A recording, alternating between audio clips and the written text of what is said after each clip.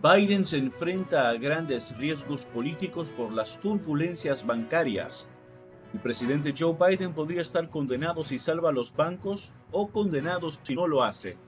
Otra importante intervención del sector para apuntalar un banco este jueves, no por el gobierno, sino bajo los auspicios de la administración.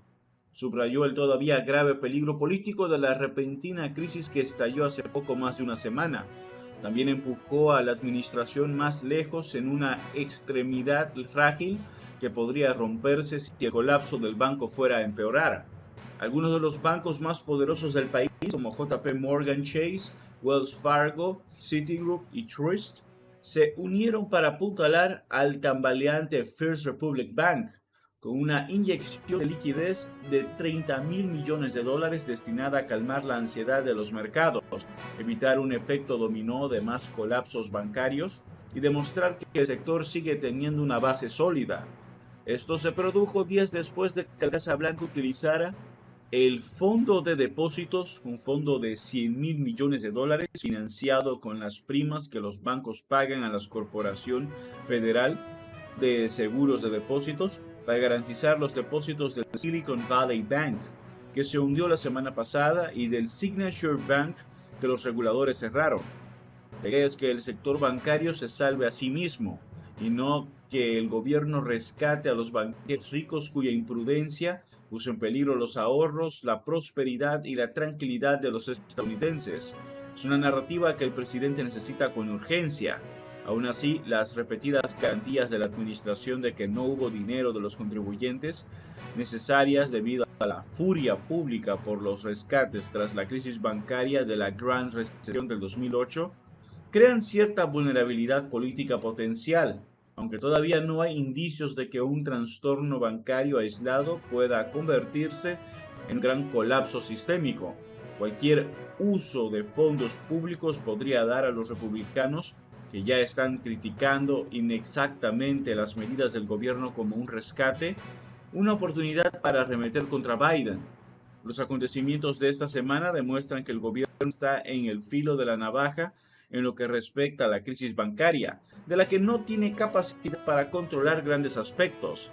Esta desaceleradora realidad se puso de relieve este miércoles cuando los problemas desbordaron al Credit Suisse, un enorme operador mundial cuyos problemas ya existentes se vieron catalizados en una crisis por las turbulencias en Estados Unidos.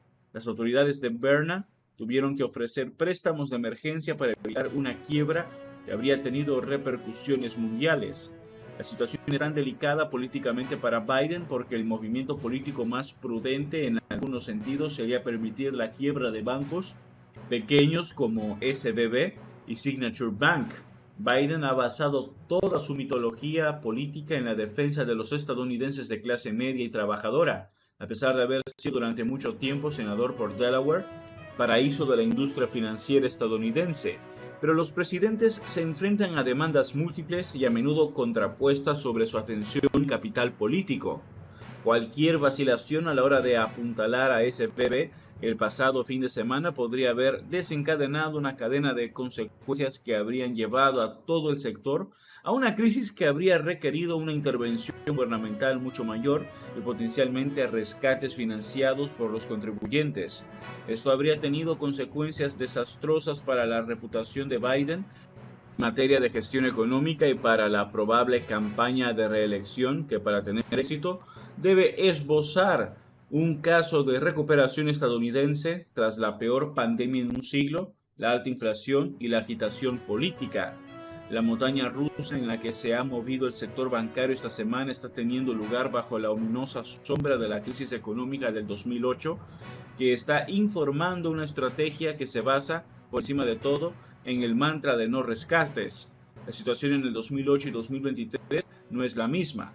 En el primer caso, la peor crisis financiera desde la Gran Depresión fue desencadenada por montañas de hipotecas de alto riesgo acumuladas por prácticas de préstamo laxas y crédito fácil que cargaron a los bancos con billones de dólares en préstamos casi sin valor. Los problemas de la semana pasada en SVB y la subsiguiente corrida bancaria fueron causados por gestores que invirtieron en bonos del Estado cuyos precios cayeron debido a la subida de los tipos de interés por parte de la Reserva Federal para combatir la elevada inflación. En la mayoría de los casos, los activos que respaldaban la actividad real del banco eran sólidos. Aquí hay una clara distinción entre el rescate de banqueros y bancos por parte del gobierno en el 2008 y lo que ahora es efectivamente un fondo federal de seguros que protege a los depositantes. Sin embargo, estos matices se pierden fuera del sector financiero. Las calamidades bancarias son difíciles de explicar al público, al menos por parte de los líderes políticos que carecen del genio para destilar un momento existencial en un mitin nacional de la forma en que lo hizo el presidente Franklin Roosevelt durante la crisis bancaria de 1933. La política, el problema secundario de Biden después de evitar el colapso bancario, rara vez recompensa la complejidad. Las campañas de las primarias presidenciales, por ejemplo, se benefician de la sencillez y de las frases altisonantes, y a menudo utilizan el miedo para desencadenar el impulso. Así que incluso la falsa percepción de que un presidente está repartiendo el dinero de los contribuyentes que luchan por llegar a fin de mes puede ser oro político. La secretaria del Tesoro, Janet Yellen, intentó una vez más explicar en una audiencia de alto nivel lo que está ocurriendo ahora y por qué no es lo que ocurrió en el pasado. Su delicada tarea consistía en asegurar a los estadounidenses que el sistema bancario está a salvo, gracias a los esfuerzos de la administración, sin invitar a comparaciones con el 2008. Los accionistas y los tenedores de deuda no están siendo protegidos por el gobierno y, lo que es más importante, con esta medida no se está utilizando ni poniendo en riesgo el dinero de los contribuyentes, declaró Yellen ante la Comisión de Finanzas del Senado.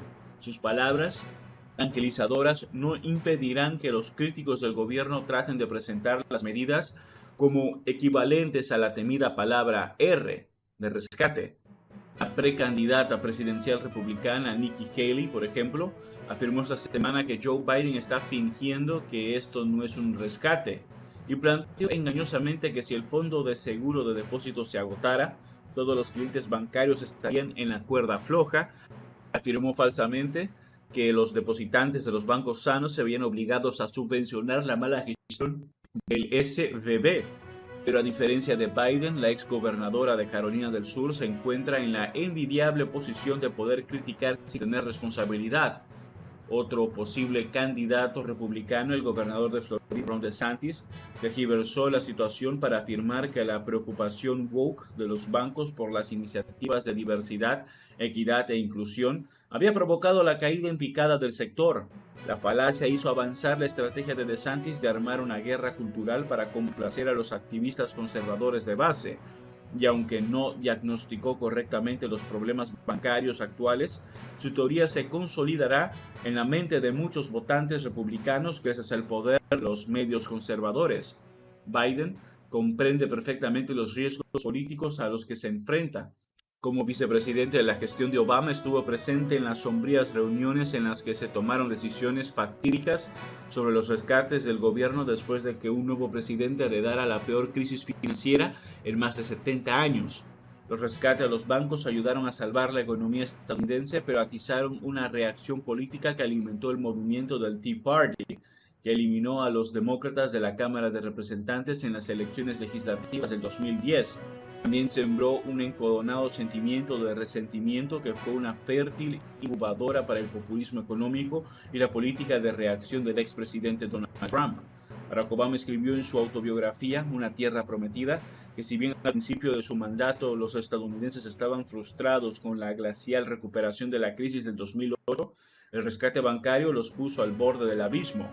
En todo el espectro político, los votantes consideraban los rescates bancarios una estafa que había permitido a los varones de las finanzas salir relativamente indemnes de la crisis, escribió Obama.